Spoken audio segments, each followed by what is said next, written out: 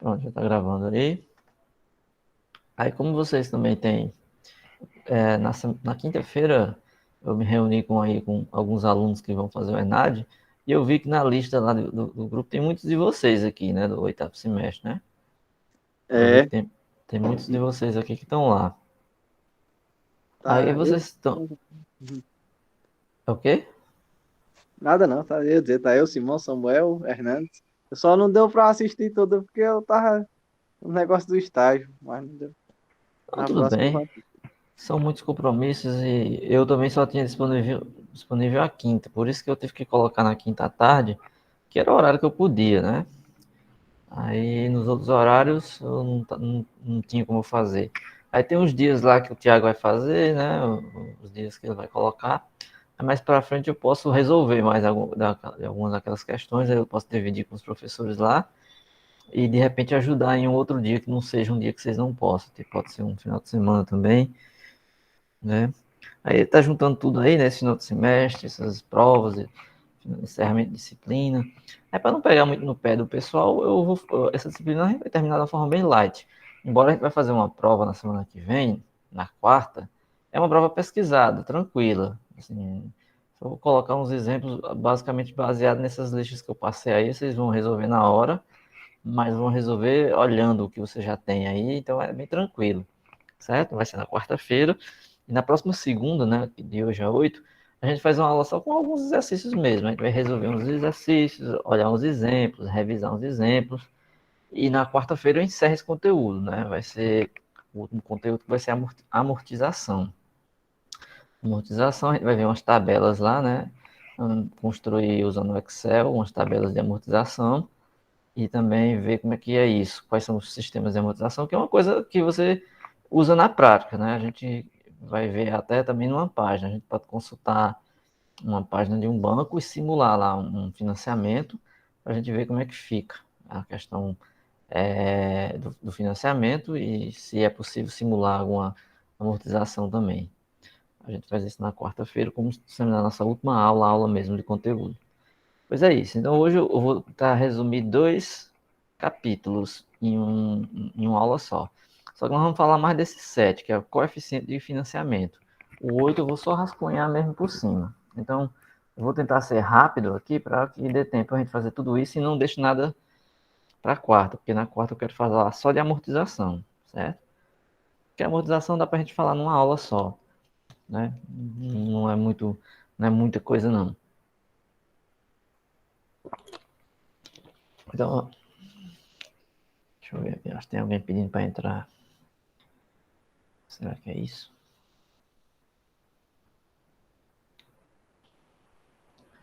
É não. Alguém já entrou.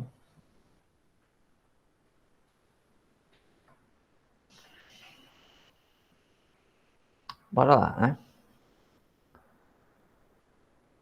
Então, assim, a primeira coisa que fica aí é a pergunta do que é isso, né? O que é o coeficiente de financiamento? Então, nessa primeira definição, ele já está dizendo o que é. Ele é um fator financeiro constante. Ou seja, é uma constante que vai ser multiplicada pelo valor presente de um financiamento, ele apura o valor das prestações. Então, o coeficiente de financiamento, por isso o nome é financiamento. Quando a gente diz que uma coisa é financiada, todo mundo já sabe, né? É porque vai ter prestações. Se você comprar um carro, se você comprar uma moto, se você comprar uma casa, se você comprar uma coisa que você vai precisar de um certo tempo, você vai financiar. É uma operação financeira mais comum, das mais comuns no dia a dia. Então, você vai ter um coeficiente, que é uma constante, certo? É uma constante lá que você vai multiplicar pelo valor presente, e com isso aí você vai encontrar o valor das prestações, certo? Lembrando que o PMT, que é o valor que a gente usa para o fluxo de caixa, ele pode ser associado a prestações, né? Recebimento e pagamento. E o VP é o valor presente, certo? Valor presente.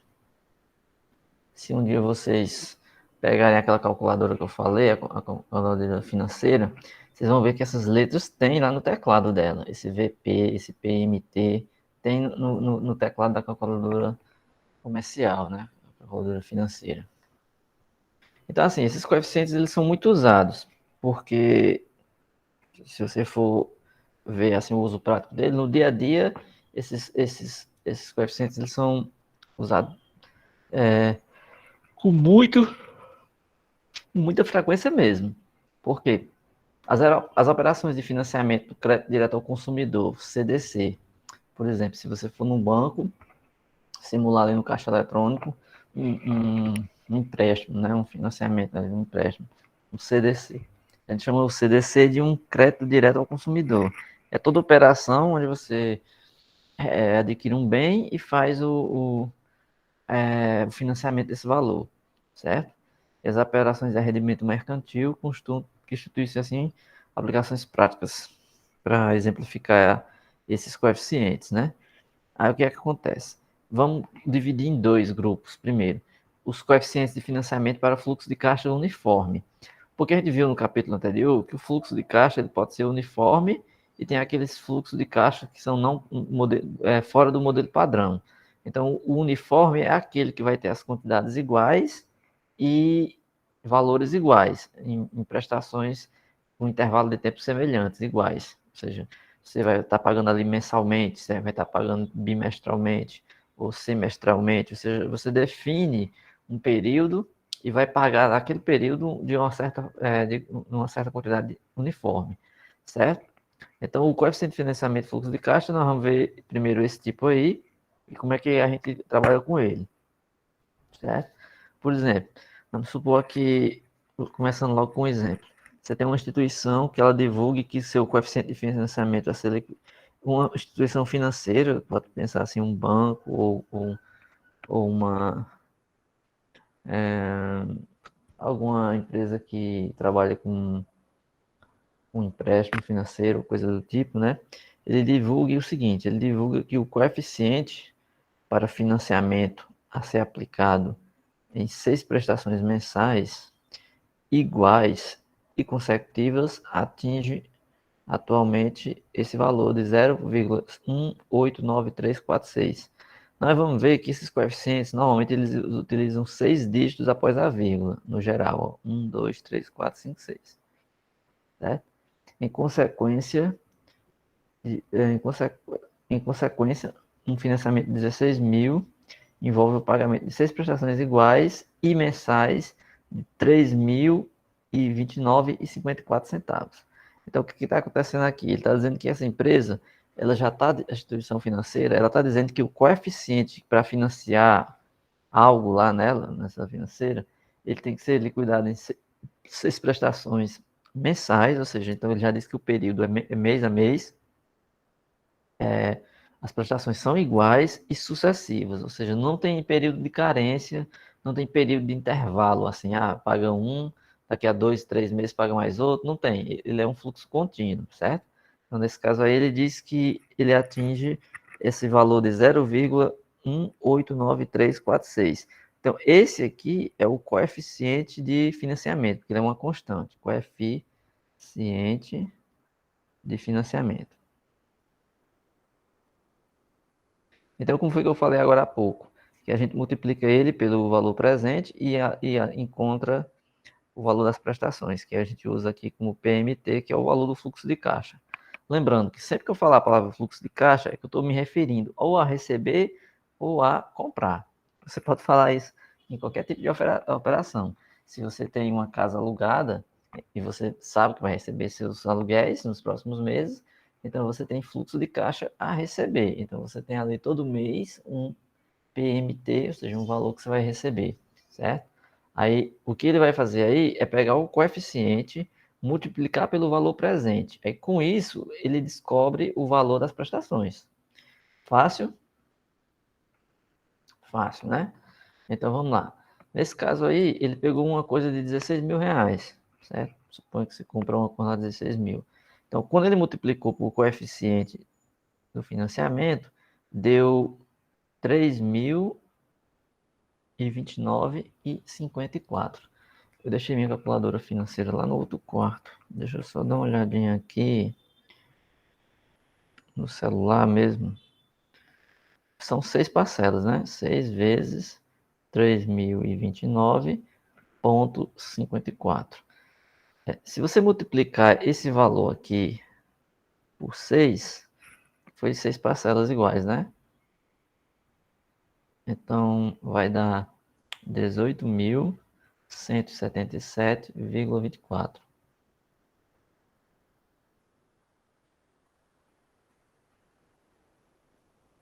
Dezoito mil cento e setenta e sete vírgula 24. Então perceba que foi um coeficiente de financiamento que, obviamente, aumentou o valor a ser pago ao final, certo? Então, assim, esse coeficiente, ele tá ligado ao valor da prestação. Então, se você tiver que calcular os juros, aí você já tem que usar a fórmula, que a gente vai já ver aqui. Que aí eu não mencionei qual foi os juros. Eu apenas divulguei o coeficiente de financiamento. Isso daí é utilizado bastante pela financeira. Obviamente, a pessoa que está pegando o empréstimo, você está indo lá no banco pegar o empréstimo, ou lá onde é que você está contratando isso, a informação normalmente que você pega não é o coeficiente de financiamento. O que você pega é os juros. No final das contas, você quer saber quanto de juros você está pagando. Porque essa informação é a informação que o usuário, né, a pessoa que está pegando, em geral procura. Ela quer saber quanto de juros ela vai pagar. Até que, com isso, ela vai fazer simulações em outras instituições e ver qual que ela vai pagar menos juros.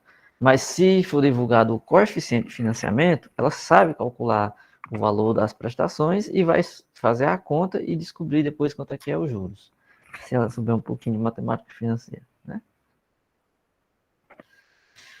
Então, assim, esse fator financeiro, ele indica, entre outras palavras, né, em outras palavras, o valor da prestação para cada unidade monetária, certo? Então, em outras palavras, esse coeficiente vai servir para te dar o valor das prestações, certo? Significa que a cada R$ 1 do empréstimo, você gera 6 vezes esse valor aqui. 6 de 0,189345.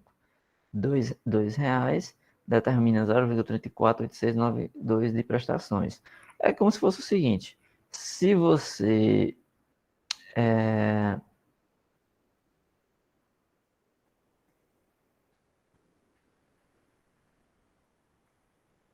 você tem aqui o coeficiente vezes o PV igual a esse.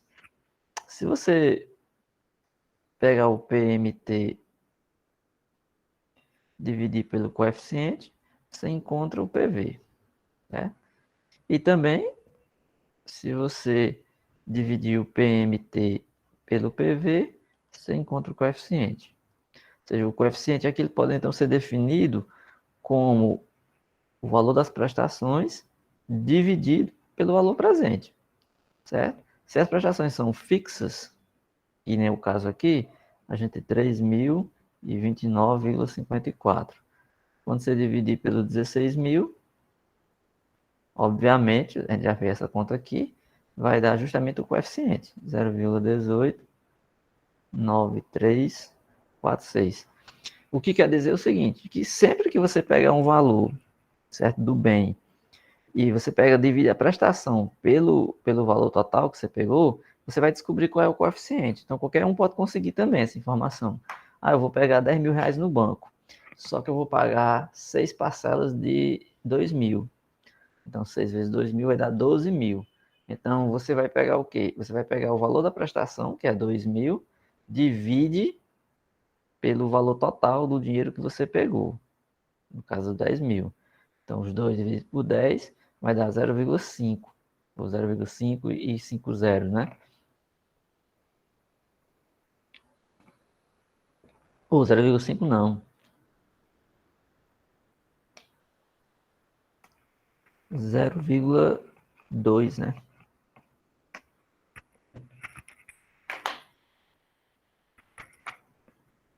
E aí vai. Então, o coeficiente de financiamento é isso. Vamos acelerar um pouquinho aqui. Então, assim, a expressão do cálculo a gente já sabe, né? Então, você encontra esse coeficiente como? Como é que a gente encontrou? A princípio foi usando isso aqui, né? Embora eu joguei ali, a gente sabe desde o capítulo passado que nós temos que o valor presente, ele é o valor das prestações vezes o quê? Vezes esse FPV, que é o fator de valor presente, que a gente viu na aula passada, nas aulas passadas. Então, a gente sabe que o valor presente é esse produto, certo? Só que, se você está querendo calcular o PV, o PMT, então você vai passar isso aqui dividindo. Então, o PMT é o PV vezes 1 sobre FPV, que é o fator de valor presente. Lembrando que o fator de valor presente, ele é justamente o fator que vai multiplicar para você encontrar o valor presente do financiamento, que se diz respeito ao sua prestação. Aí você pode definir isso aqui, né, como seu coeficiente. É por isso que eu usei aqui o CF como sendo o coeficiente de financiamento. Então, naquele caso lá, o coeficiente de financiamento e em qualquer um outro é 1 sobre o fator de valor presente, certo? Mas esse fator de valor presente, a gente já viu na aula passada que ele era isso, ó.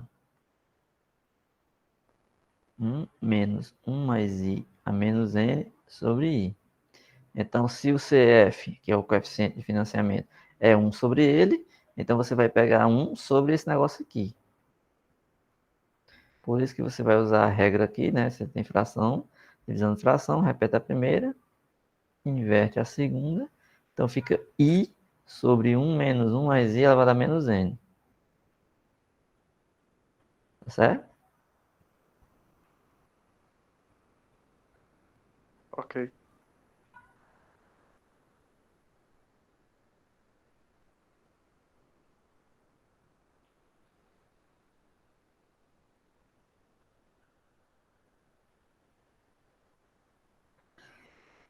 Aqui informação apenas para que vocês conheçam que esse coeficiente de financiamento, para quando você tem a taxa e o tempo, eles podem ser obtidos por tabelas de valor presente, especialmente preparadas. Então, assim, existem as tabelas que as instituições financeiras já trabalham com a tabela para que quando você for fazer a conta, você já sabe, assim, a questão do fator para você utilizar. Ou então, se você quiser, você pode usar planilhas eletrônicas, ou então que são feitas utilizando calculadoras financeiras.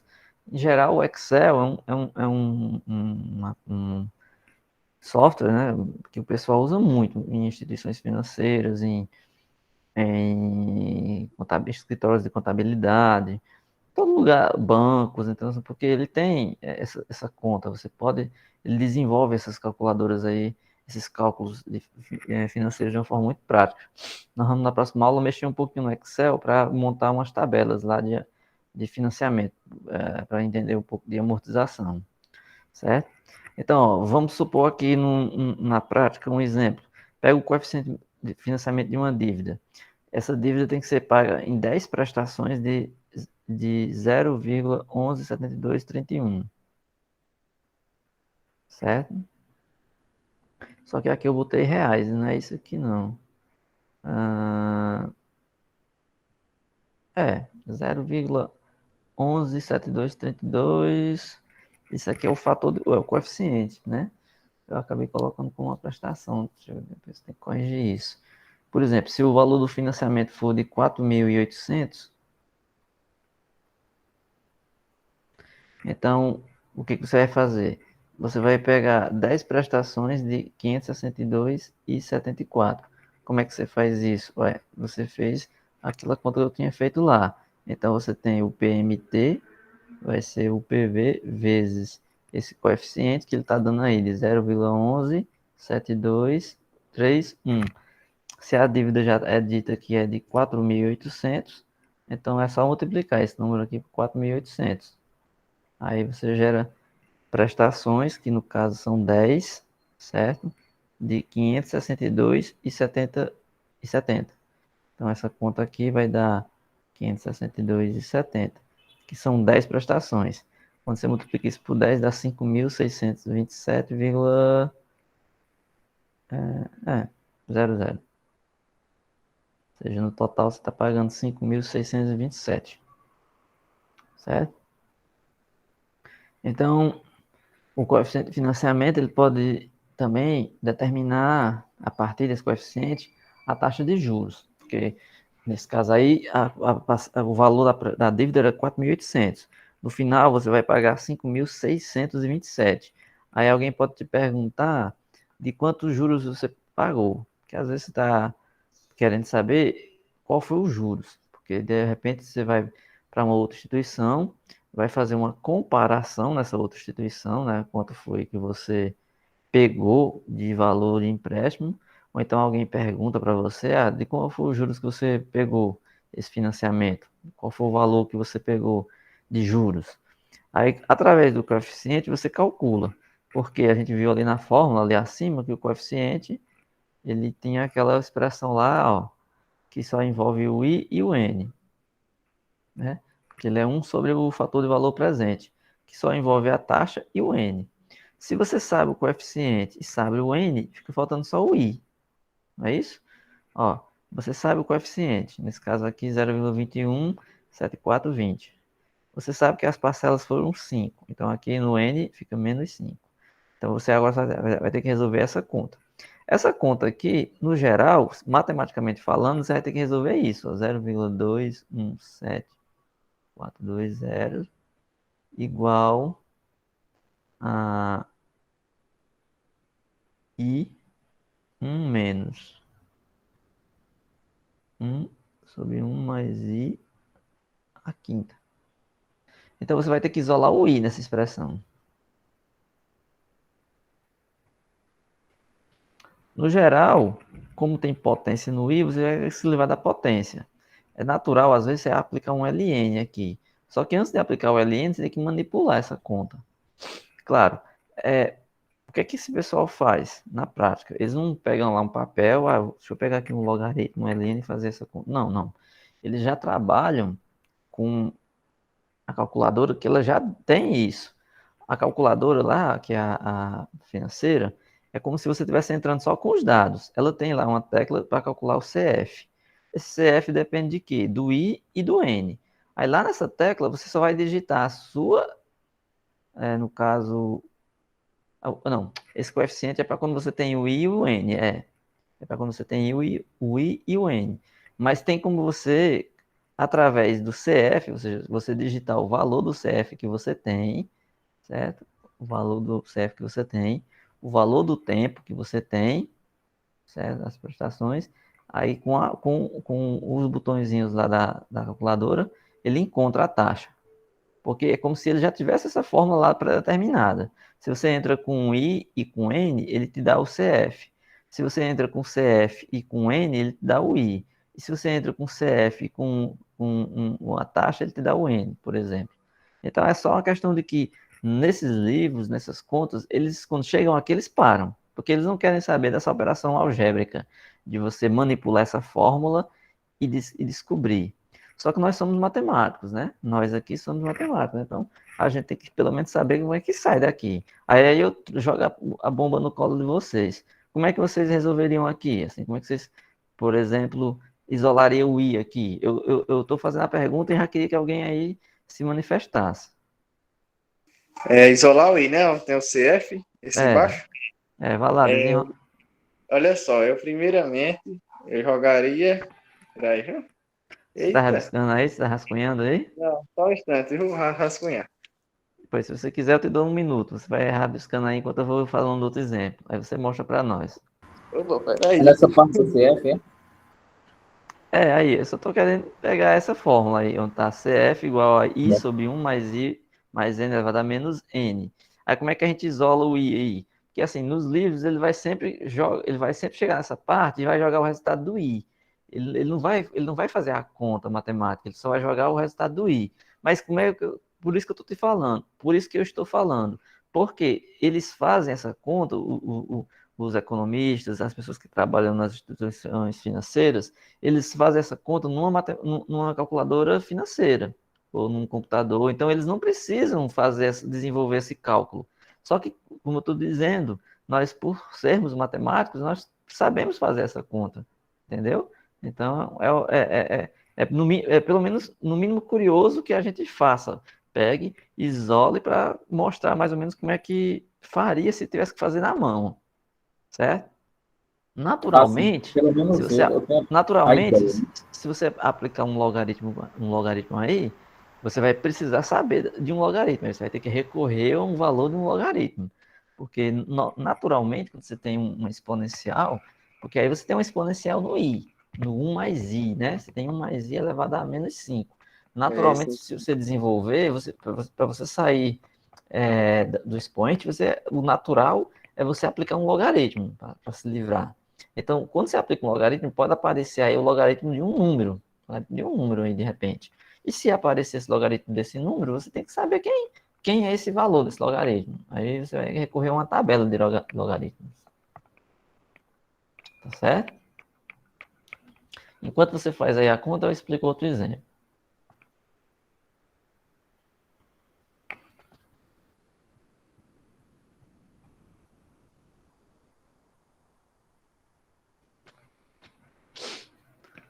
Exemplo 80. O bom do logaritmo é essa apelância da potência. Hoje em dia, cada vez menos se estuda logaritmo, né? Se vocês forem ver provas de Enem, assim, o novo ensino médio vai entrar no ano que vem, né? Assim, eu nem olhei ainda como é que vai ser isso, mas suponho que ninguém hoje em dia nem vê o que é logaritmo. Eu vi uma pessoa da área da educação, uma vez dizendo, né, para que serve logaritmo, né? No Uhum. começo do curso, né? Aí eu fiquei indignado com aquilo. Aí eu pude desenvolver um trabalho onde uma situação da realidade onde usa logaritmo, ou seja, aquela pessoa está mal informada, né? Sobre os É logaritmos. porque assim, a matemática ela tem muita coisa que, de fato, para você saber onde é que é usada, você tem que ir atrás, porque assim, a coisa aparece de uma forma que as pessoas não percebem. Aí quem estuda matemática às vezes não sabe, imagine quem não estuda. Então, mas que se a coisa é estudada e é explicada, ela tem finalidade e a gente pode encontrar muitas, entendeu?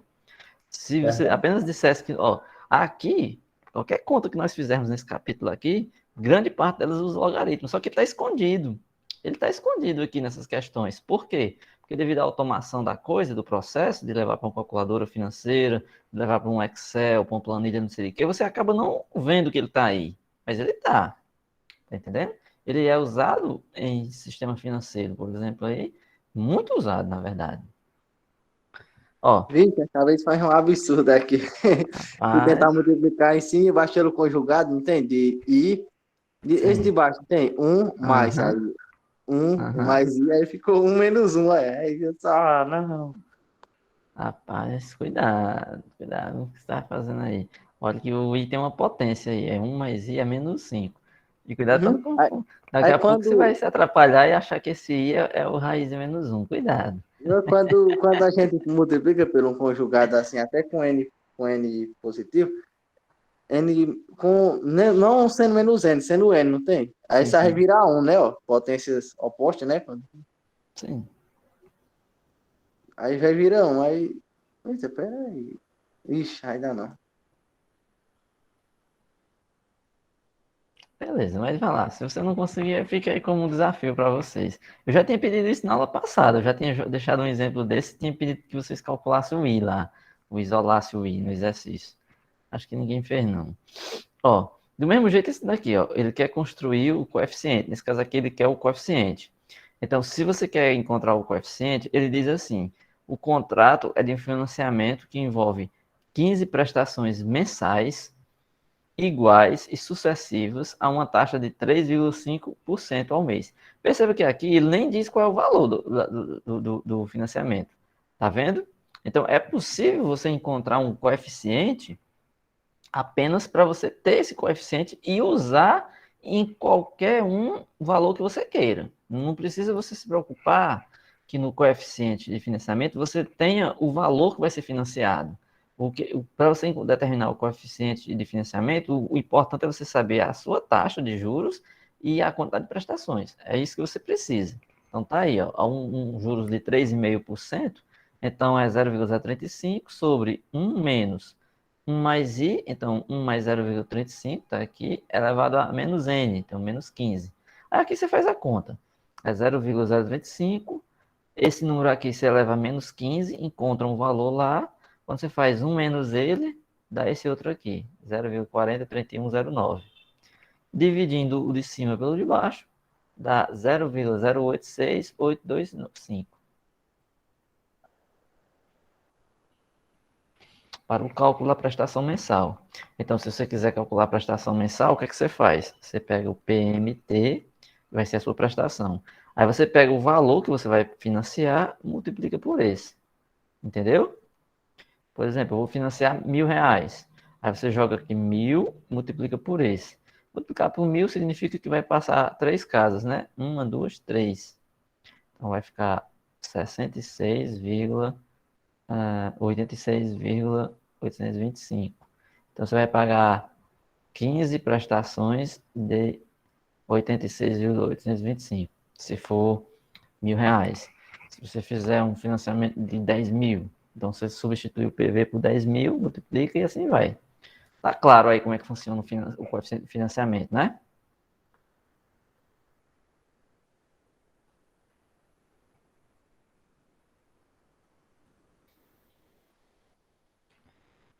Então vamos fazer mais um exercício aqui interessante. Esse aqui é interessante, que é assim, ele vai fazer uma comparação. Vocês estão aí, né? Sim, sim. Beleza. Ó, ele vai fazer uma comparação. Uma empresa está avaliando o custo de determinado financiamento. Ela vai fazer um financiamento e está querendo saber o custo. Para isso, ela identificou as condições de 2 bancos. Ela verificou o primeiro, 2 bancos. Quais são as condições? O primeiro tem um coeficiente menor. Ele é 0,119153. Lembrando que o coeficiente, como eu falei sempre, na maioria das vezes vai ser dado em 6 dígitos após a vírgula. Então, ó, 0,119153. Ele oferece pagamento de 10 prestações mensais, iguais e sucessivas. O banco 2, o segundo banco, ele tem um coeficiente de financiamento maior. Ele é 0,307932. Você tem que pagar em menos prestações, que são 4, só que elas são trimestrais, ou seja, a cada 3 meses. Mas também são iguais e também são sucessivas. Ele quer saber qual dessas duas propostas tem o menor custo mensal. Ou seja, a empresa vai fazer pelo menor custo, obviamente, não é isso? Salvo aqueles casos em que a empresa faz pelo maior, porque alguém ligado a ela vai ser beneficiado.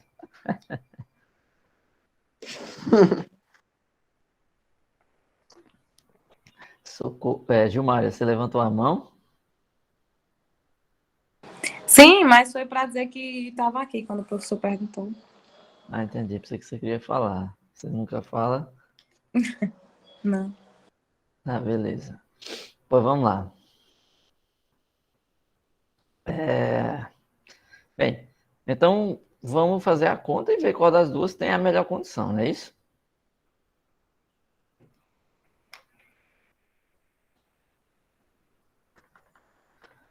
Bem, você vai olhar o coeficiente que você já tem das duas. Então, se você tem o coeficiente das duas, você pode calcular a taxa ao mês de cada uma, não é isso? Porque assim, o que é que vai determinar se você está pagando mais juros ou menos juros? Vai ser a taxa, concordam? Sim. Então, você pega no primeiro, ó, que é 0,119153, você vai jogar o que você tem. No caso, você procura o I. Você tem o CF, que é o coeficiente, e você tem as prestações, são 10. Ó. São 10 prestações, é um coeficiente de 0,119153. Perceba que, novamente, ó, ele pega, chega até aqui, aí joga na calculadora lá e encontra a taxa. E vai ser de 3,32% ao mês. Tá certo? Lembrando que aqui ele deu meses, né? Ó, em meses, que é 10 meses, e a taxa se encontrou em mês, 3,32 ao mês. Essa continha aqui que eu quero que vocês trabalhem um pouco aí em relação ao... Você pode, por exemplo, eu vou só...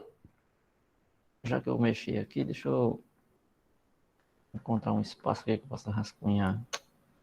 Dá uma página lá de cima, né? Aqui, pronto. Aqui tá muito de página é o coeficiente, ele é quem? E daí, 1 menos. Como é que é a forma? 1 mais I elevado a menos N. Quando ele está assim, o que é que você faria para isolar o I? Vamos trabalhar aqui inocentemente. Como é que a gente faria aqui? José, se a gente invertesse assim a fração 1 sobre CF. Sim, pode ser. O que é que você está pensando? Vai dizendo aí, eu vou escrevendo.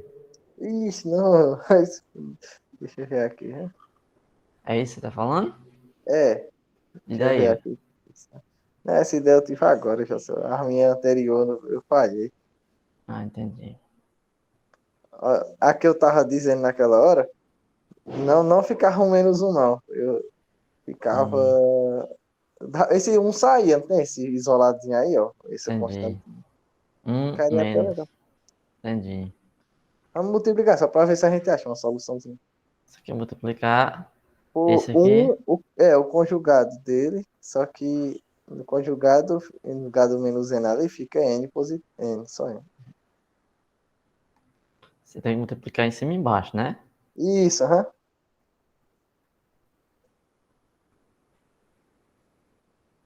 Eu Certo. vou. Então, aqui em cima você ficaria com isso.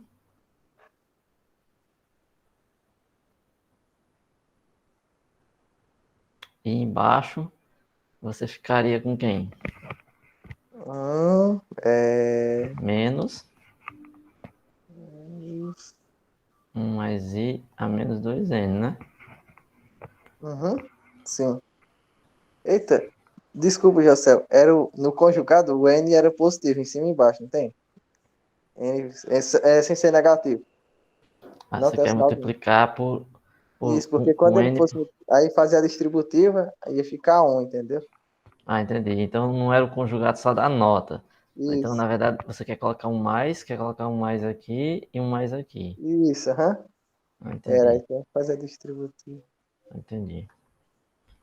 Beleza. Só que eu não vou ficar fazendo aqui não, porque a aula de hoje está um pouco longa e para a gente não perder tempo, Beleza, eu vou é, tentar me comprometer em fazer, aí se eu conseguir, eu mando no grupo. vocês façam aí, né? Eu quis apenas começar só para ver o que é que vocês diriam, mas eu tô vendo que ninguém teve a iniciativa. Eu queria que alguém dissesse, né? Não, professor, você faz isso aqui e tal. Que alguém desse uma ideia, né? Por exemplo, aqui tem um Eu tenho uma quociente. ideia. Se aplicasse Assim, direto o logaritmo aqui, ajudaria em alguma coisa ou não? Hum, Eita, é verdade. Pelo menos ficaria Porque o se log. aplicasse aqui o logaritmo direto, já ajudaria em alguma coisa? É uma pergunta, não estou dizendo não, não estou afirmando. eu posso A gente separar. poderia separar mesmo, que é a divisão do Além de logaritmo. Eita, menos, é? isso, aham, menos o logaritmo de. O negócio Hum, é aí, tem nessa subtração aí que não sai. entendi. Porque aqui tem uma subtração, né? Porque o ln de Isso, 1, se pudesse separar, já dava bom que dava zero, né? era, aham. E se Mas, aparecer o ln de 1 mais i a menos n, também é legal. Porque esse negócio uhum. aqui também usa o ln, né? Tem uma Eu propriedade tentei, que esse o ln negócio ser foi isso ponderado. aí. Se tivesse tudo aí elevado a menos n, ia ser bom demais. Pois é, então Ei, o José, exercício que eu estou propondo, ó, exercício, eu estou propondo esse exercício é você resolver isso, certo? É isolar José, o i. Diga, José. pode falar, tô Olha para ouvindo. essa segunda parte do mundo, tem um menos. Se eu pegar isso ali, ó, tipo, tem um mais i a menos n. Se eu inverter ele para baixo e fazer tipo MMC, eu acho que vai dar outra divisão de logaritmo. Eu acho que eu poderia desenvolver mais. Também, você Uma pode ideia também, trabalhar, né? assim. Boa noite. Ei, José. Só é uma sugestão, eu estou deixando como exercício. Beleza. Então já tá claro que vocês entenderam qual é o exercício. Então vamos resolver agora, certo? Só que eu não quero que resolva agora não, senão a gente atrapalha a aula, tá bom? É para deixar aí como uma variável dependente, né, das outras. O que eu quero é que você isole o i, ou seja, que o i fique em função dos outros aí.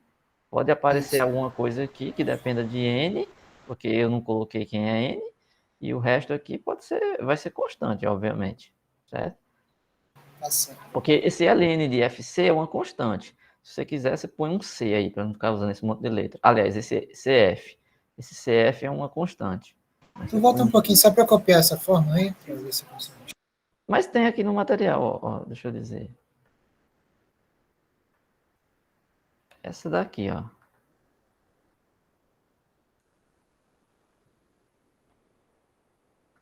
Foi o que tu enviou para nós, né? Ele tá, porque isso aqui, essa mesma fórmula já tem no capítulo passado. Esse capítulo de hoje eu não enviei ainda, não. Amanhã, o quarto, eu envio, tá bom? Mas o que eu quero é nessa fórmula aqui, ó. Você vai isolar o I nessa fórmulazinha aqui. É isso que eu tô pedindo, tá bom? Tá bom. Aí no lugar desse CF, você pode colocar um C e assumir que isso é uma constante. Porque se ele deu o coeficiente, ele é uma constante. Tá beleza? Beleza. O N também vai ser dado, então você tem que encontrar o I. Então, nesse caso aqui, ele encontrou que no primeiro é de 3,32. A segunda proposta, o que é que você vai fazer? Você vai fazer a mesma conta, só que tem que ter cuidado no N. No N aqui, ele vai colocar o prazo. Veja que o prazo é o quê? Ó? É de 4 prestações trimestrais. Se ele deixar o 4, significa que ele vai encontrar o resultado ao trimestre, que foi o que ele fez. Ó. Ele deixou o I sobre 1 menos 1 mais I, ela vai dar menos 4. Aí vai resolver, ó, que veja que o livro sempre ele joga essa conta aqui para a calculadora.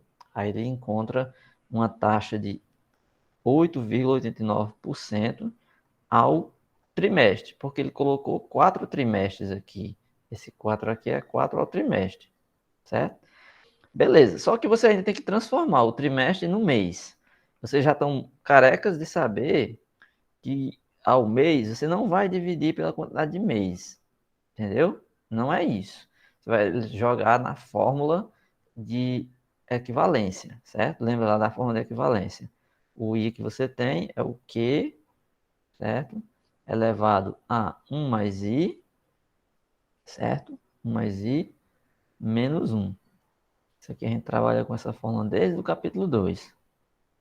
Então, o IF é Q sobre 1 mais I menos 1. Então, nesse caso, o trimestre equivale a 3 meses. É por isso que tem esse 3 aqui. 1 mais I. 8,89 você divide isso por 100. Então, equivale a 0,0889. 1 mais isso está aqui, ó, 1,0889, menos 1, que dá 2,88 ao mês. Agora, comparando os dois, qual é a melhor taxa? É a primeira ou a segunda?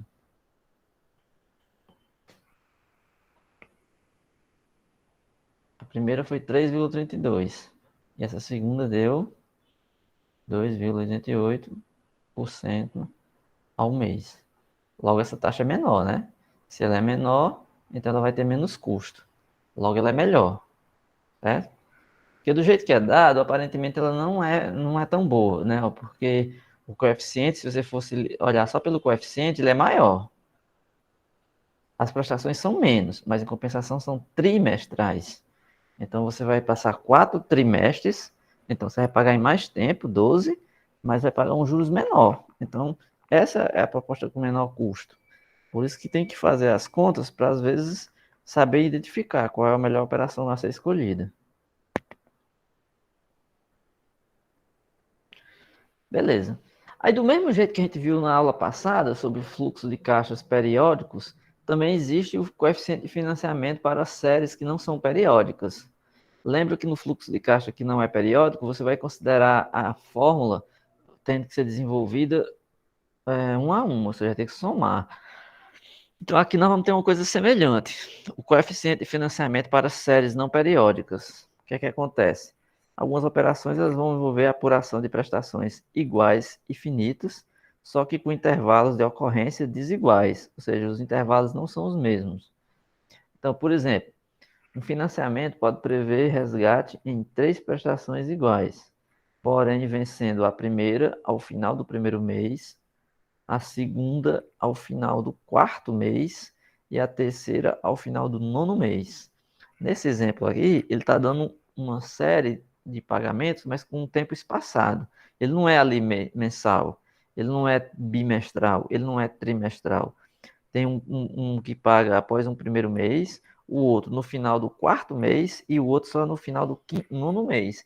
Então não existe uma regularidade ali, então não é periódica, certo? certo?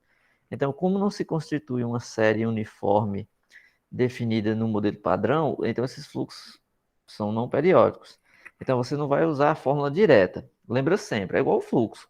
Você não pode usar a fórmula direta. Nesse caso, você vai ter que fazer o manuseio através do somatório. Então, o que é que ele faz? O valor presente, ele vai ser colocado assim. O PMT, ele coloca 1 mais I, mais, ao final do quarto mês, é só um minutinho aí, viu? Vou ter que atender aqui um telefone.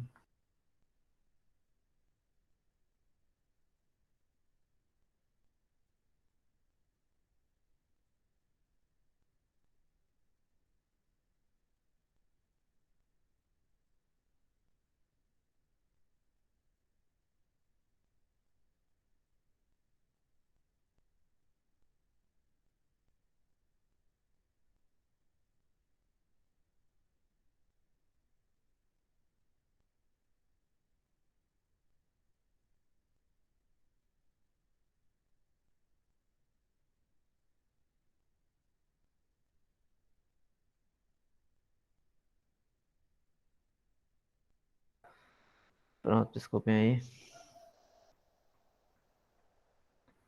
Voltando,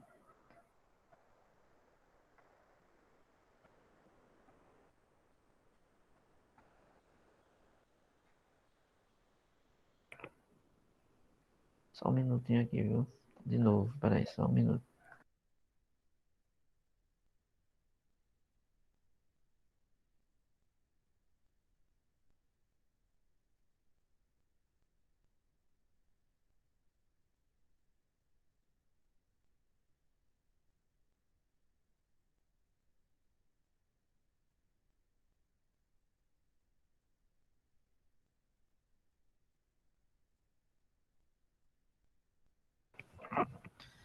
Pronto, voltando aqui, foi mal. Só que eu errei aqui na digitação, certo? Eu coloquei aqui que o fluxo é o final do primeiro mês, o quarto mês e a terceira no final do nono. Eu coloquei um 6, aqui é um 9, viu? Essa apostila tem que fazer várias correções de digitação. Então, nesse caso aqui, as prestações eles vão ser feitas como? Você vai colocar o valor presente sempre assim. O valor da prestação, 1 mais I elevado à potência referente ao mês. No caso, você vai ter um pagamento no mês 1, então aqui é 1, mais o segundo pagamento no final do mês 4, então você põe a quarta, mais o último que é no final do mês 9, 1 mais I elevado a 9. Aqui tem um 6, mas é 9, certo? Então, esses termos aqui que estão entre colchetes, eles são os fatores de atualização. Então, o que é que acontece? Se essas parcelas são iguais, então você pode colocar em evidência. Eu fiz aqui e vai ficar só esse somatório aqui, que é o somatório dos fatores de atualização. Ou se você querer, como eu falei antes, fator de valor presente, certo? São os valores presentes, ou fator de valor presente, porque você está fazendo essa multiplicação, certo? A gente já viu. Então, para cada um desses, você vai ter o fluxo da prestação, porque aqui você vai ter o PMT vezes 1 mais I, você vai encontrar o fator de valor referente à prestação 1, o fator de valor representa de acordo com a 4, né, o final do mês 4 e do final do mês 9. Então, você pode exprimir assim, FAC de IN igual 1 mais 1 mais I elevado a N, que são esses termos aqui, que são os fatores de atualização, que a gente vai chamar de acordo com o que você vai pagar. Então, desse jeito que eu escrevi, a gente pode colocar o PMT vezes esse fator do mês 1, do mês 4 e do mês 9, certo? Que se você quiser ver também, você pode colocar assim, certo? 1 PV vezes 1 sobre esses elementos aí. Onde esse segundo produto, esse segundo elemento aqui, essa coisa aqui, a gente chama isso aqui de coeficiente de financiamento para séries não periódicas. Por que não periódicas? Porque a gente está vendo aqui, ó, que para cada uma dessas parcelas, elas foram pagas sem um período de regularidade. Não foi 3 meses iguais. Então, foi no final do primeiro mês, no final do quarto mês, no final do nono mês, certo? Então, tem que desenvolver o somatório. Você não faz usando a fórmula, certo? Você não vai desenvolver aquela formulazinha lá. Você vai ter que jogar de acordo com as prestações.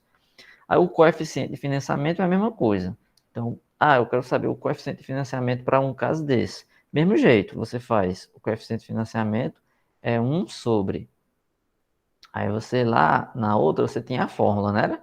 Aqui não, você vai fazer o do primeiro mês, mais o do final do mês 4, mais o do final do mês 9. Lembrando que esse 149 é um exemplo que eu estou dando. Eu poderia colocar outro exemplo aqui, que é no final do mês 2, no final do mês 5, no final do mês 10. Então, não tem uma periodicidade.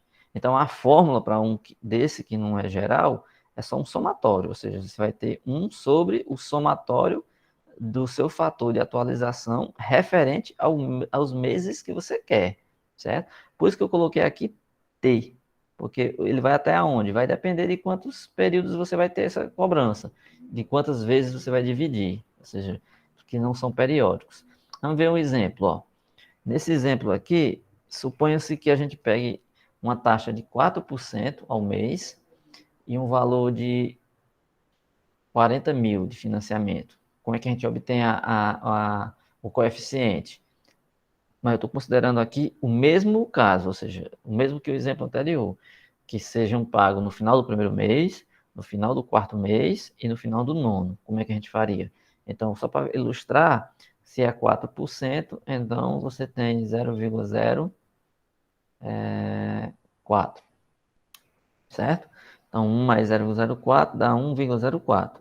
Então, fica 1 sobre 1,04, 1,04 a quarta, mais 1,04 a nona. Desenvolvendo esses três aqui, ó, você desenvolve e obtém esses valores. Soma, aí 1 dividido por ele, né? A soma dá 2,5, 1,8929. Então, deu isso aqui. Você encontrou o coeficiente. Então, foi um coeficiente calculado para um período que não é regular, certo? Então, quanto vai ser as prestações, certo? Então, você já sabe que o valor das prestações, nesse caso aqui, vai ser o mesmo, só que ele foi calculado dessa forma. O coeficiente você multiplica pelo valor presente, que foi o que você pegou de dinheiro, você pegou 40 mil, multiplicou pelo seu coeficiente, e as prestações que você encontrou foram essas, de 15.879,76 centavos. Uma no final do primeiro mês, outra no final do quarto e outra no final do nono. Certo? Então é isso. Deixa eu ver se tem mais exemplo aqui, rapaz. É isso. Será que vai dar tempo para falar disso tudo? Isso aqui ainda é só o capítulo 7. Aí tem o 8, mas o 8 era bem rápido. O 8 é só explicar algumas formulazinhas. Mas vamos tentar, né? Se não der certo, eu fico devendo. Então a gente faz no começo da próxima aula.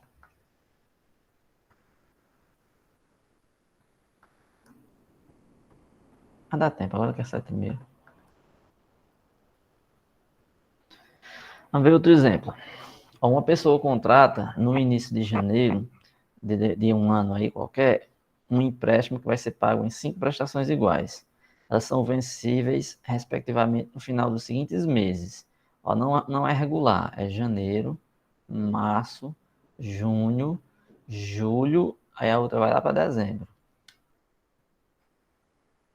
Sendo 1,8 ao mês a taxa de juros cobrada, certo?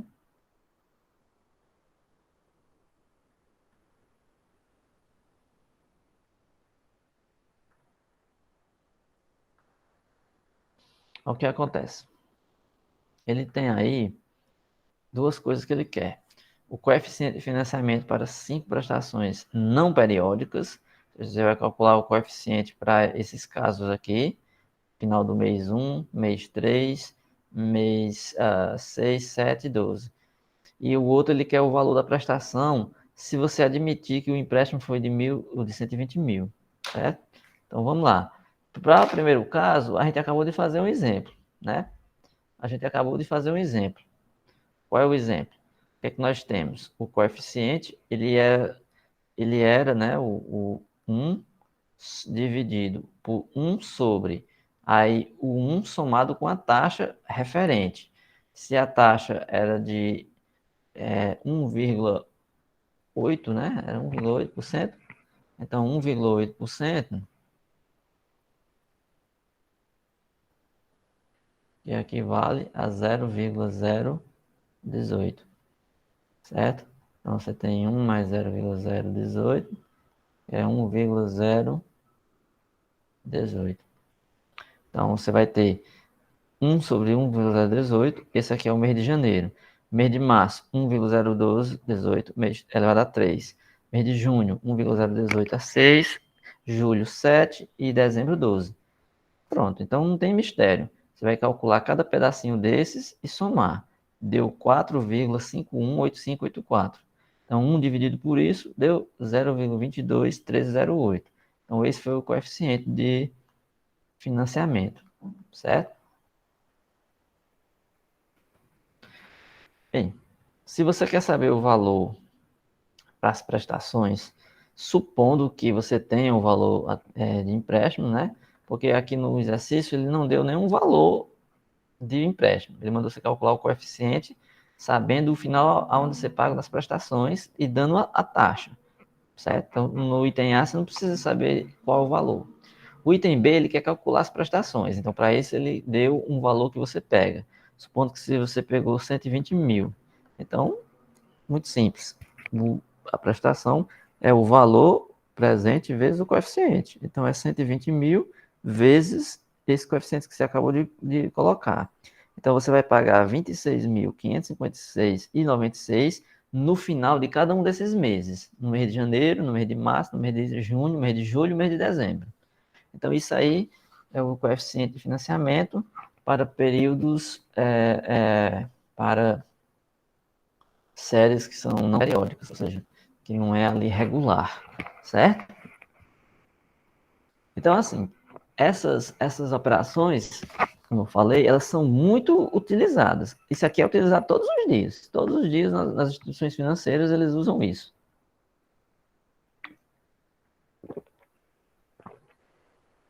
Então, perceba que com isso aí você pode fazer agora qualquer cálculo para determinar o valor de prestações. Se você souber lá como é que vai ser o dinheiro que você vai pegar, uma operação de compra, você vai comprar uma televisão parcelada aí, e você sabe qual é os juros ou o coeficiente de financiamento, você pode fazer essas contas aí todinho. Ou então, suponha que você tem um dinheiro aí e vai emprestar um colega seu aí e quer cobrar os juros. Mas ele não vai poder te pagar todo mês. Aí você determina os meses que ele vai te pagar e você incorpora os juros. E no final de cada período ali ele vai te pagar e você calcula qual vai ser lá o seu coeficiente de financiamento.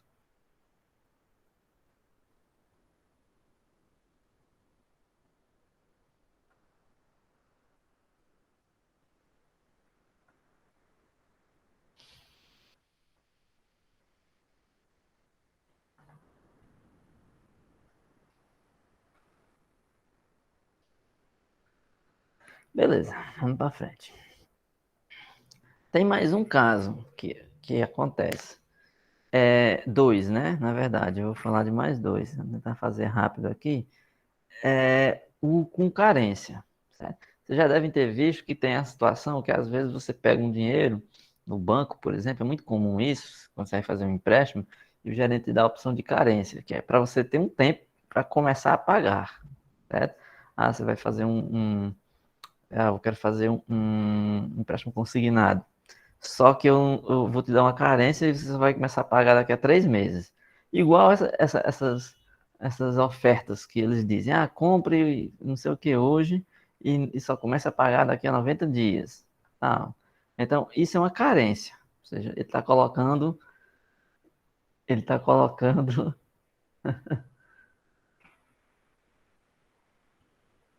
é, eu tô rindo aqui porque eu tô vendo os comentários de vocês aí. No chat. Você está dando um tempo para a pessoa pagar. Só que isso aí pode incidir mais juros, né? Por exemplo, recentemente eu fiz uma simulação aí de uma coisa dessa nas páginas do banco e vi Porque, assim, existem muitas páginas no banco ou de instituição que você pode fazer as simulações. Aí, às vezes, eu faço essas coisas para treinar, né? Até da própria disciplina para ver como é que é, né? Se bate direitinho com as contas aqui. Aí eu fiz uma simulação do empréstimo consignado com carência e sem carência, para ver. Quando eu pus o valor da carência, no final, essa simulação que eu fiz, a pessoa pagava uns 3 mil e tanto a mais. Se ele não tirar a carência, ele vai pagar logo a partir do mês que vem já, então ele pagaria um pouco menos, porque a carência fazia com que ficasse a mais no final, porque a carência fazia com que a prestação aumentasse um pouco. Aí no final das contas, quando somava, dava um valor maior. Tipo, aí fazendo essas simulações você vê, né? Então veja só, nesse caso aqui, um fluxo de caixa com carência, ele também é chamado de diferido. É aquele que os pagamentos eles começam a ocorrer após o final de um certo período, né? Como a gente viu no capítulo anterior. Por exemplo, se um empréstimo que é pago em 5 prestações, certo? Que nesse último exemplo que a gente fez, a gente colocou aí. Aí supondo que agora ele tem uma carência de 3 meses. Então, suponha que a pessoa não vai pagar no primeiro mês. Ele vai ter uma carência, ele vai pagar em 5 prestações, ele não paga no final do primeiro mês. Ele vai ter uma carência de 3 meses. Então, ele vai somar aqui o fluxo a partir do mês que vai incidir os juros. Então, ele teria PMT 1 mais I, mais PMT 1 mais I ao quadrado, mais PMT 1 mais I ao cubo. Como ele não vai pagar nos 3 primeiros meses, ele tem um período de 3 meses que não vai pagar, então o preço, o valor presente dele vai ser calculado a partir do fluxo contado no mês 4. Se são 5 parcelas, então você vai colocar 5 somas.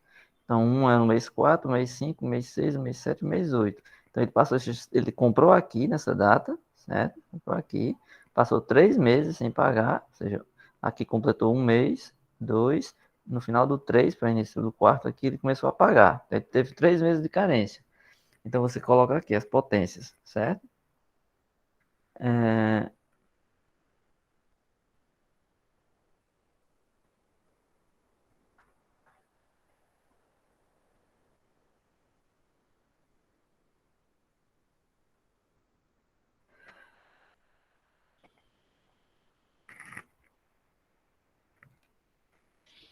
Certo? Agora, por outro lado, a aplicação direta da fórmula do valor presente para N fluxo de caixa traz os valores somente para o momento 3, o PV3. A partir desse ponto, o capital calculado deve ser atualizado para a data inicial, ou seja, a data zero, pelo período de carência.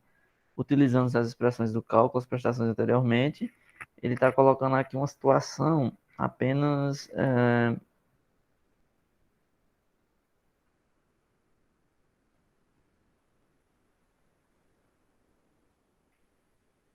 ele está calculando aqui o valor, né, o valor da prestação, mais o valor presente, o FPV, fator de valor presente, quando você tem uma taxa que ele pode determinar um período de 5 vezes iguais, ou seja, que são 5 parcelas iguais, multiplicado pelo fator de atualização, onde ele teve uma carência de 3 meses. Então, ele põe o I,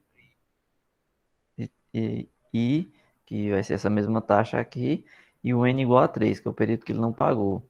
Então, nesse caso aí, o coeficiente tem que ser calculado assim. A parte da atualização do valor presente, que é 1 sobre FPV, que depende de N, aqui é um I, eu digitei errado de novo, aqui é um I e um N, certo? Vezes o fator de atualização. Só que esse fator de atualização, você vai colocar o I e não o N, vai colocar um C, onde esse C aí vai ser a carência, certo? Então, o que é que vai mudar? Esse aqui, a fórmula a gente já sabe, então vai ficar 1 sobre aquela formulazinha lá, 1 menos 1 mais I a menos N sobre I. Lembrando que quando você inverte, dá aquela velha fórmula que é a que eu pedi para vocês calcularem isolando o I, certo? Porque é 1 sobre ela, tá bom? Aí volta para o I sobre isso aqui. E o da carência é só isso. Ele é 1 sobre 1 mais i elevado a c. Ou seja, 1 sobre 1 mais a taxa elevado ao período de carência. Como você está com o inverso aqui de uma fração, então fica 1 mais i elevado a c. Então, essa vai ser a fórmula. Então, se você estiver calculando o coeficiente de financiamento para um período com carência, então é assim que você faz. Você joga nessa expressão, que era a que a gente já tinha antes. Ó. Se não tiver carência, então é essa fórmula aqui, é só essa. Até porque o c sem carência é 0. Aí aqui daria 1, então não altera nada na fórmula, certo? Mas se tiver carência, então você vai ter que multiplicar por esse termo aqui. Isso para períodos regulares, viu? Por isso que quando eu estou com períodos regulares, eu posso usar essa fórmula. Certo? Que eu estou com períodos regulares. A gente viu aqui que são parcelas em meses consecutivos, né? 4, 5, 6, 7 e 8. Certo? Então, o coeficiente de financiamento para esses casos é feito assim. Exemplo, né? Pega um financiamento que tenha que ser pago em 18 prestações mensais e iguais. Normalmente isso é muito a cara de financiamento no banco. Quando você vai pegar um consignado, por exemplo, um empréstimo consignado. Eu quero pagar em 18 prestações, que é 1 ano e meio, mas aí ele quer uma carência de 3 meses. Eu só quero pagar daqui a 3 meses, eu só posso pagar daqui a 3 meses. O banco vai lá e faz, generosamente.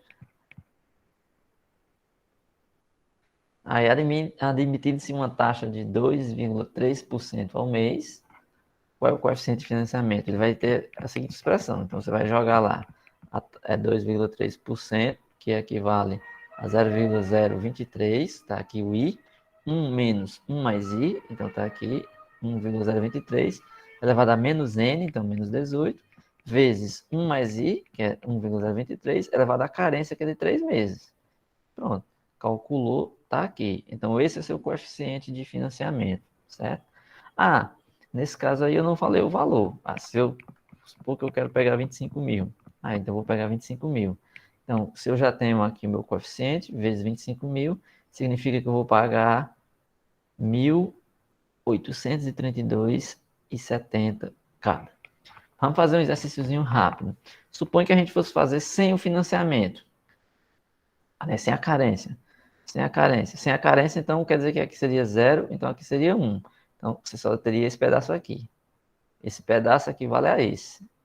Então, você teria que multiplicar o 25 mil vezes 0,068474. Alguém faça aí e me diga quanto é que dá sem a carência.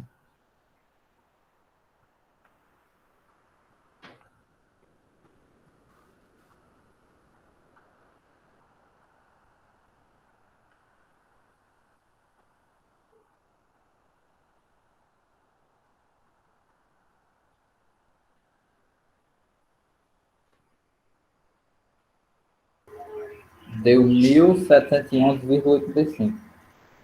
Peraí, vamos voltar cá. 1.711 e 25. 85.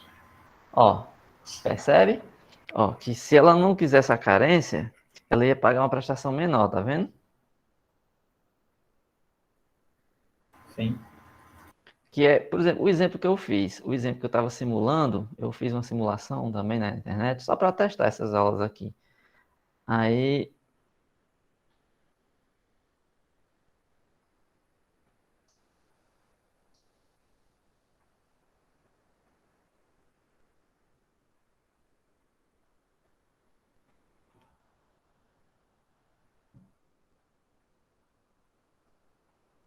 ó, dá 120,85, né?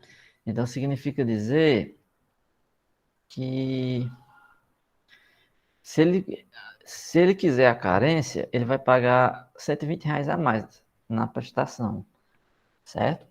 Vai pagar R$ 120 na prestação. Se você for ver, então, 1.720, 1.711, ele vai pagar 120 a mais do que se ele colocar com carência. aliás, 1.832,70 é o a mais que ele vai pagar se ele colocar com carência. Sem a carência, ele pagaria menos. Então, ele está pagando 120, certo? 120,85 pela carência. Só que ele vai fazer isso em 18 meses. Multiplique isso por 18 agora.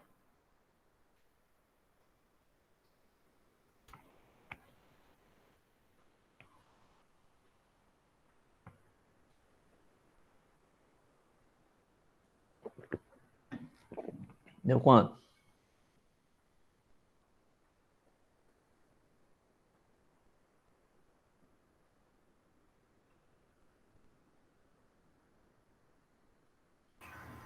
Deu 2.175,3.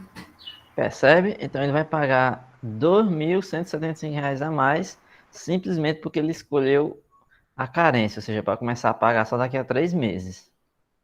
Então, assim, se ele puder, é melhor evitar a carência para não pagar mais. Ele já vai estar pagando uns juros, né, pelo dinheiro que ele está pegando para financiar. Se ele põe a carência, ele vai pagar 2.175 a mais, simplesmente porque escolheu começar a pagar daqui a 3 meses.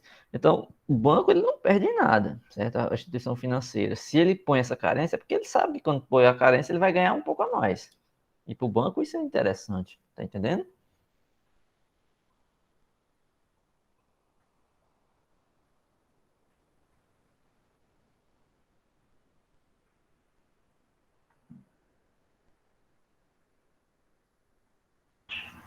É tanto que até com as compras de carro, né? Tem muito financiamento, né? Às vezes a pessoa paga até o dobro que era para pagar o carro se fosse comprar à vista. Uhum. Quando você for pegar um dinheiro no banco outra vez, alguma vez ele oferecer uma carência, você veja a possibilidade de não pegar, porque você vai pagar ainda mais do que pegar sem a carência. Ixi, Maria, já vai dar 8 horas e ainda estou nesse capítulo. Talvez eu tenha que quebrar a próxima aula em 2 partes e ainda fazer uma parte offline, né? Uma aula assíncrona. Vamos ver. Vamos ver o exemplo rapidinho para encerrar isso aqui, mas ainda tem mais uma sessãozinha aqui que é com entrada. Eu acho que essa aula de hoje vai ser só para o capítulo 7. Eu queria fazer os dois na aula de hoje, mas eu não sei. Mas se bem que essa do 8, ela é bem curta, assim, é bem pequenininha. Se não der tempo eu fazer hoje, acho que dá para fazer na quarta junto com a amortização. Porque o de amortização, ele não é tão grande assim, não. Qualquer coisa, se ficar devendo, a gente empurra para outra segunda-feira. Não tem problema.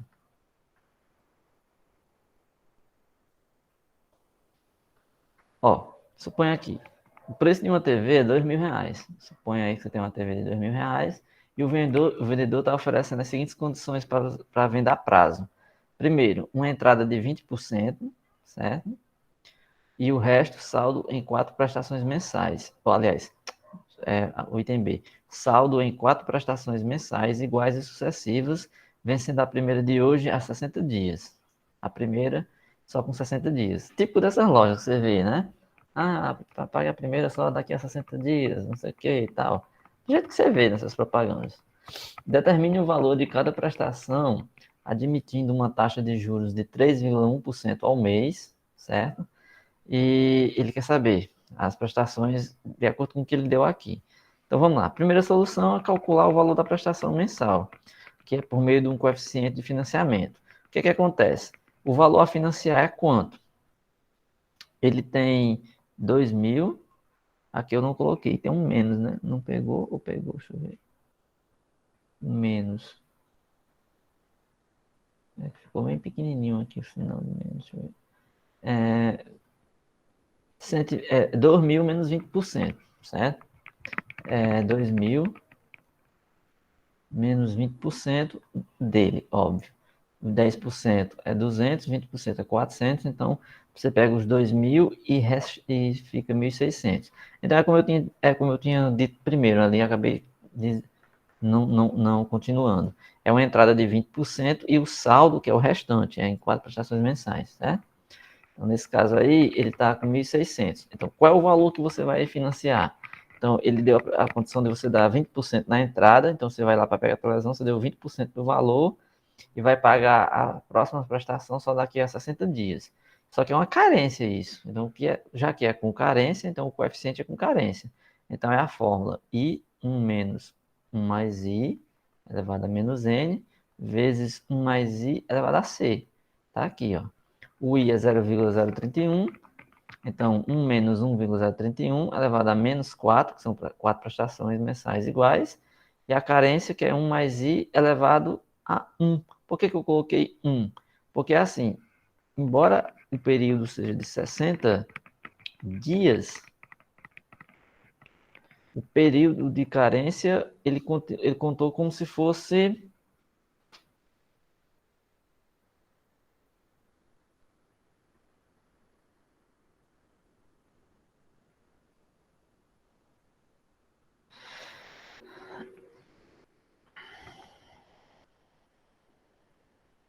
Deixa eu ver aqui. Período de carência. Deixa eu ver se eu não fiz isso. 60 dias. Só ver se eu não rascunhei aqui errado isso.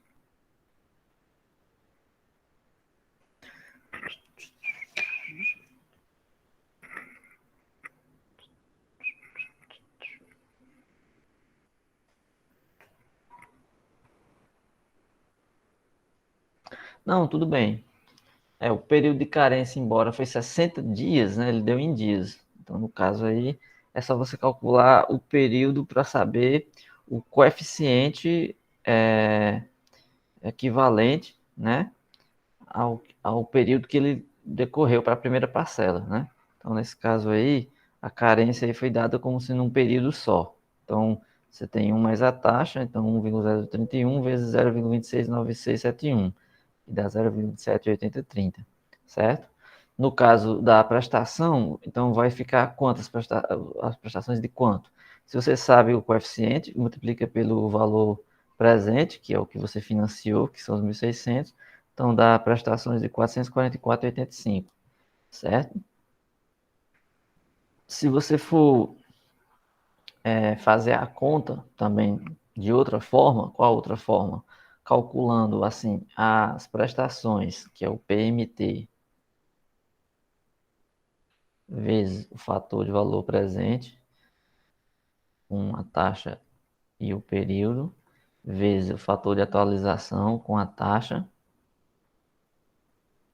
Esse 1 aqui é o referente ao valor da carência. Embora você colocou 60 dias, é como se a gente estivesse contando um período. Um período equivale a tantos dias.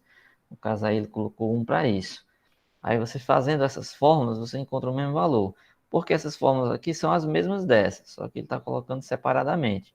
Então, 444,85, essa expressão aqui é essa daqui, né? E essa outra aqui é a da carência, que é essa daqui. Quando você multiplicar, obviamente tem que dar o mesmo valor. É a mesma conta que essa, só está sendo feita de um outro modo, colocando as expressões com outros nomes, mas não é nada demais.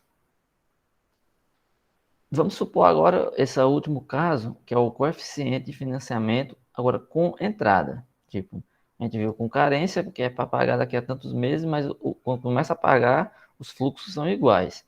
Agora vamos fazer agora o fluxo de caixa quando você tem uma entrada, né? Os financiamentos quando você tem uma entrada. Então, nesse caso aqui, é mais ou menos simples.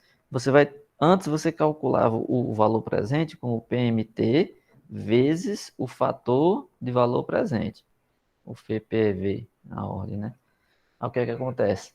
Você vai fazer o seguinte, nesse caso aqui vai ter uma entrada, então você vai ter um fluxo a mais, que é esse aqui. Então ele entra aqui, você deu a entrada, mais aí aqui as parcelas vezes o seu valor do financiamento, certo? Então, você vai ter apenas essa diferença, você vai ter um valor na frente somando, tá certo? Claro que se você quiser colocar o PMT em evidência, desde esses dois aqui, você obtém uma fórmula, se quiser. Mas não é preciso, mas se você quiser, vai acontecer, certo? Vai acontecer, porque nesse caso aqui, você pode colocar o PMT em evidência, então vai ficar PV, aqui vai ficar, porque você tem PMT mais PMT vezes essa expressão, que que eu vou chamar aqui de CF, embora não seja exatamente o CF, certo? Então, você tem o PMT em evidência, você vai ter 1 mais o CF igual ao PV. Então, naturalmente, esse CF aqui vai ficar embaixo quando você isolar o PMT, certo? Então, o PMT vai ser o PV vezes o inverso dessa coisa, 1 sobre 1 mais o CF, que é isso que está aqui, ó. O PV vezes 1 sobre 1 mais o que eu chamei de CF aqui, certo? Claro que se você trabalhar um pouquinho essa fórmula, não, eu quero mexer com ela aqui, eu quero multiplicar aqui e acolá, você vai gerar uma expressãozinha para a sua CF. Porque no final das contas, o nosso coeficiente de financiamento é esse pedaço todo, né? Embora eu chame só CF esse de baixo, o coeficiente é tudo isso aqui. Então eu tenho o PV vezes 1 sobre 1 mais 1 menos 1 mais I elevado a menos N menos 1 sobre I. Aí tudo isso aqui eu chamo de coeficiente de financiamento com entrada, certo? Porque você só chegou nessa fórmula porque você colocou a entrada. Aí a fórmula mudou um pouquinho em relação à outra. Na outra aparecia só um menos N. Com essa daqui vai aparecer um menos 1 aqui, ó, certo? Então muda um pouquinho a expressão porque você colocou uma entrada. Mas você tem a expressão agora. Lembrando que você dá uma entrada e outras parcelas com fluxo de pagamento iguais, certo? Exemplo. Suponha que você tem uma loja, você quer determinar o coeficiente de financiamento com entrada para as modalidades de venda em 4 e 5 pagamentos. Então, a taxa de juros é de 4,2% ao mês. Então, se eu quiser encontrar o coeficiente de financiamento, ou seja, a elaboração dos fatores, eu vou admitir primeiro um pagamento com entrada. Como seria a entrada? Você vai colocar 1 mais 3. Então, o coeficiente de financiamento sendo assim, 1 mais 3, então você pode jogar direto naquela expressão, que é essa que eu coloquei aqui em cima, certo?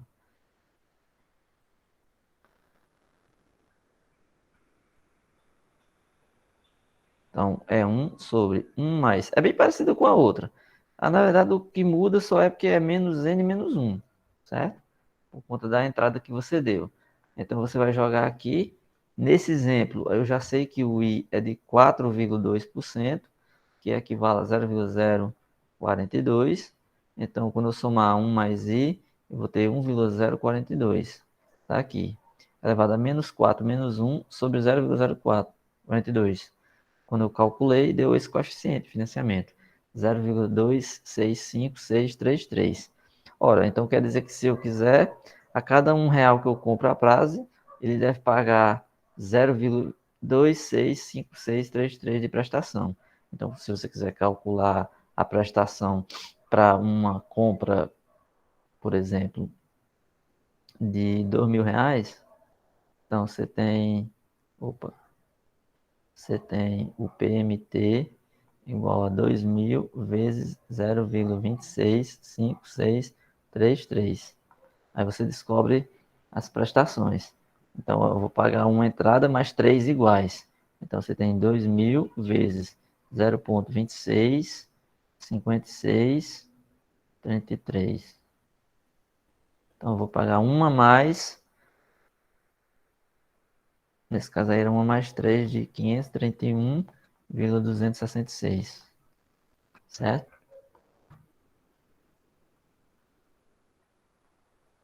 Ou seja, ao final ele está multiplicando isso aí por 4. Ele está pagando, no final, 2.125,064. São uma entrada com 4 parcelas iguais. Suponho que você, com 3 parcelas iguais. Se ele fizer essa mesma conta agora para 4 parcelas iguais, ó, 1 mais 4, ele vai encontrar 0,216786, certo? Aí, dependendo do que você vai querer, você vai fazer a multiplicação. No caso, se for esses mesmos 2.000, você multiplica os 2.000 por 0,216786. Vamos fazer o 2.000, né? Embora ele colocou outro valor aí, mas eu já dei o exemplo do 2.000. Então, se fosse os R$ 2.000 multiplicado por 0,216786, 0,21 6786 vezes 2.000, ele daria 1 mais 4 de 433,572. Multiplica isso aqui por 5. Então, ele estaria pagando ao final 5.000, ou, aliás, 2.167,86 centavos. Ele está pagando um pouco a mais, né? Porque aqui é 2.125, mais 2.167.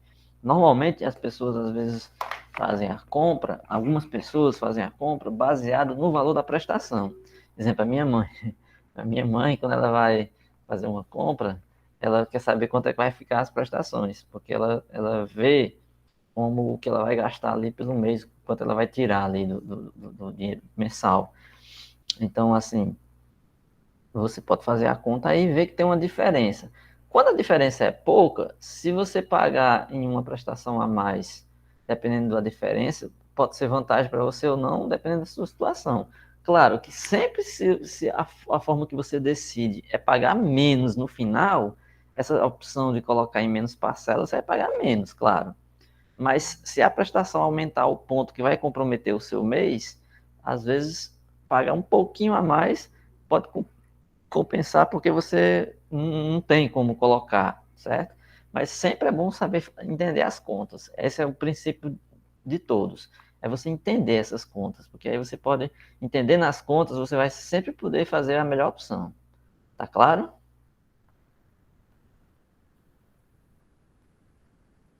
Sim, sim. Beleza. Eu vou só falar aqui algumas coisas para a gente encerrar. Eu não vou, acho que não vai dar tempo de falar desse aqui não, porque eu teria que explicar aqui algumas coisas. Esse capítulo que eu acabei de terminar, que é o coeficiente de financiamento, você vê que ele é altamente útil, no sentido que ele é prático. Você vai ver isso na prática. Eu privilegiei falar mais do 7 porque eu acho ele mais assim útil no sentido real ali, onde você pode ver isso nas operações financeiras de uma maneira muito simples.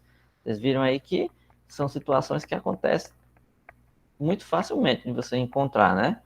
Prestações com entrada, financiamento com carência, todas essas coisas aí você pode praticar na prática e na vida real, você pode fazer na prática e pode encontrar aí inúmeras situações onde você pode exercitar isso.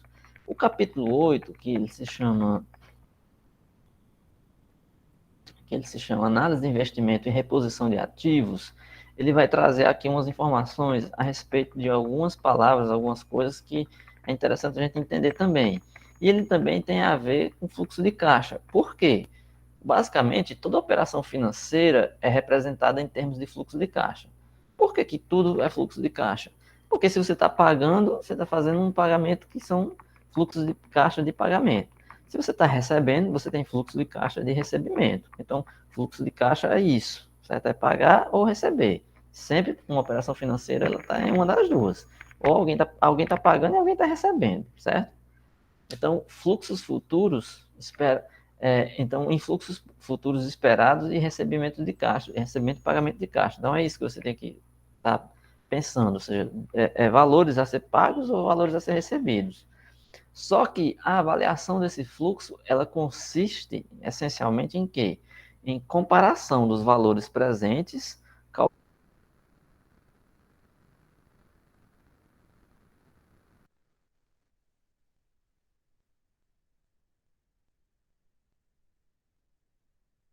recebimentos e pagamentos e fazer a comparação do valor presente.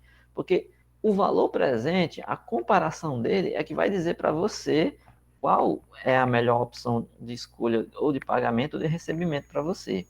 Aí isso tem a ver em qualquer operação financeira. Em particular, se você está falando análise de investimentos e reposição de ativos. O que seria isso?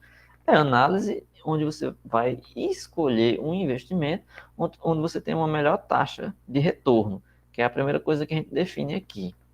O que é uma taxa de retorno? Qual seria a definição de uma taxa de retorno? Uma taxa de retorno é uma taxa de juros, ou seja, que no caso é de desconto, que ela iguala em determinado momento do tempo o valor presente das entradas. São recebimentos com o das saídas, pagamentos previstos de caixa. Então, uma taxa de retorno como ele está dizendo aí, é uma taxa de desconto que em algum momento, certo? Ou seja, em algum momento o valor presente, ou seja, o valor que entra, ele é igual aos valores da saída previsto no caixa. Então, você vai fazer essa comparação aí para saber o retorno financeiro, vamos dizer assim, em uma aplicação, ou o pagamento ou recebimento, certo? Então, o que acontece? Geralmente, a gente adota o mês inicial, o início da operação, como um momento zero. Se você faz um investimento, coloca um dinheiro em alguma coisa, você conta aquele momento como um momento zero. Nesse caso aí, a gente diz que isso é uma data focal da comparação do fluxo de caixa. Essa data focal, que embora eu não falei muito lá atrás, mas eu falei em uma aula aí, que é onde você marca, vamos dizer assim, o início daquela operação. Então, normalmente, esse fluxo de caixa no momento zero é o fluxo de caixa inicial. A gente representa ele pelo valor do investimento, ou empréstimo, ou financiamento. Então, depende da operação que você está fazendo. Se eu estou emprestando dinheiro a alguém, se eu estou fazendo um investimento em algum ativo financeiro, ou se eu estou financiando algum bem, certo? Então, esses demais fluxos indicam os valores de receita ou prestações devidas. Então, significa que você vai ter umas contas aqui muito semelhantes ao que a gente fez na aula passada. Você vai ter um fluxo de caixa inicial, no momento ali, onde você vai calcular uma série de somas, né? Onde SF0 é o valor do fluxo de caixa no momento zero, ou seja, onde você está recebendo um empréstimo, ou um pagamento, ou um investimento, e vai ser o somatório desses fluxos aí acima. Esses FCJ aqui em cima, eles são quem? Eles são os fluxos previstos de entradas ou saídas de caixa em período de tempo.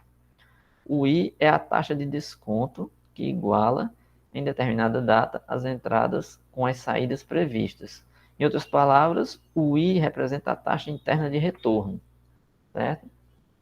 A gente vai ver depois uns exemplos com isso. Só fazendo uma observação, eu vou dar só uma observação e esse primeiro exemplo, aí a gente termina, certo? Aí depois eu continuo na próxima aula, que é um valor presente líquido e essas coisas aí, certo? Considerando que os valores de caixa,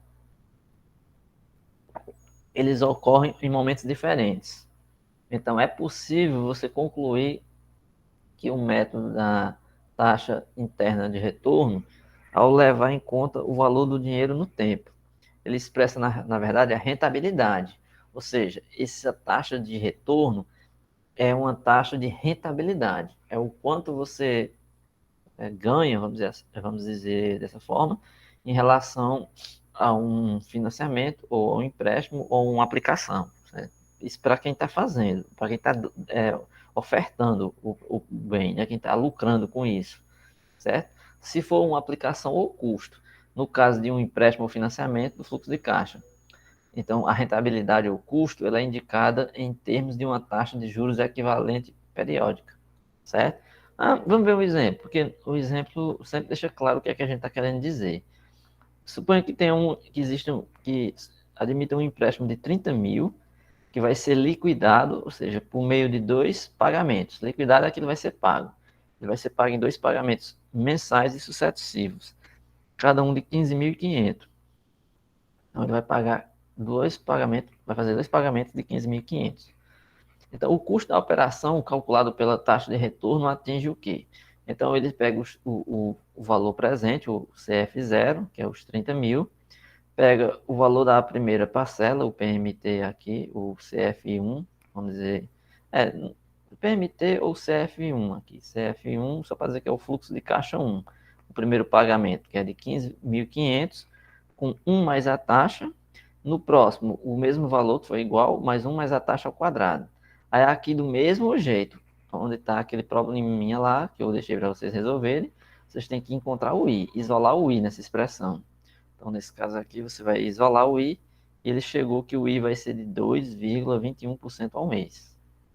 Ou seja, o custo de 2,21% ao mês, ele representa, diante das características anunciadas do método de taxa interna de retorno, a taxa de juros que iguala, em determinada data, a entrada de caixa de 30 mil, que é o recebimento do empréstimo, com as saídas de caixa, 15.500, que é o valor de cada prestação desembolsada. Então, é como se fosse o seguinte, ele coloca os 30 mil, certo? E com essa taxa de 2,21% ao mês, ele vai ter um retorno aí em cima desse valor dos 30 mil. Por isso que ele chama taxa interna de retorno, certo? Nesse caso, como foi comentado, essa data focal para o cálculo da taxa interna de retorno, ela pode ser definida livremente, sem que isso interfira no resultado. Exemplo, se você fixar a data focal no final do segundo mês, certo? Então, no final do segundo mês, você está com o mês 2.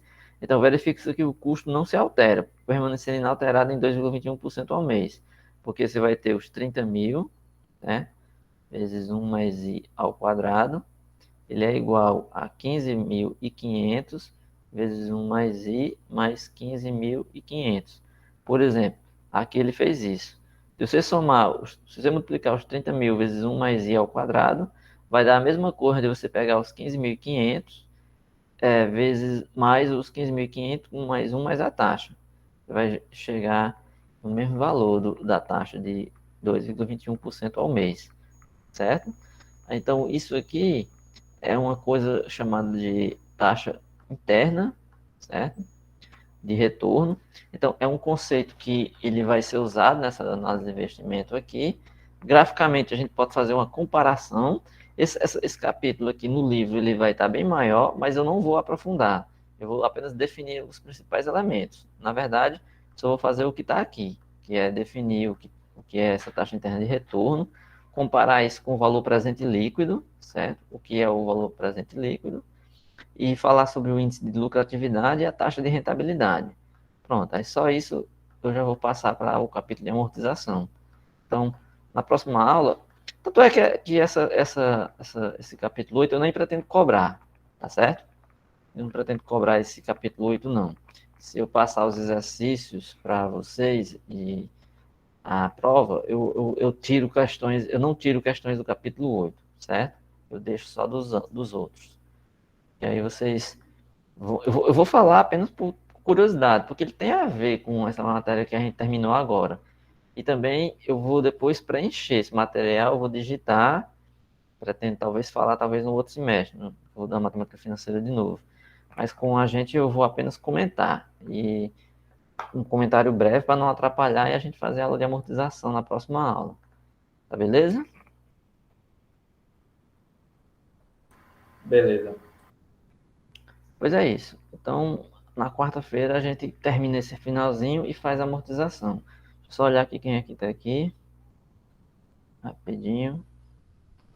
Francisco Samuel, Franklin, Gabriel, José Hernandes, José Melquisedeque, José Simão, o Júlio, Maria, o Reginaldo, ele estava até agora, saiu. Aí tá o Sandro e a Gilmária.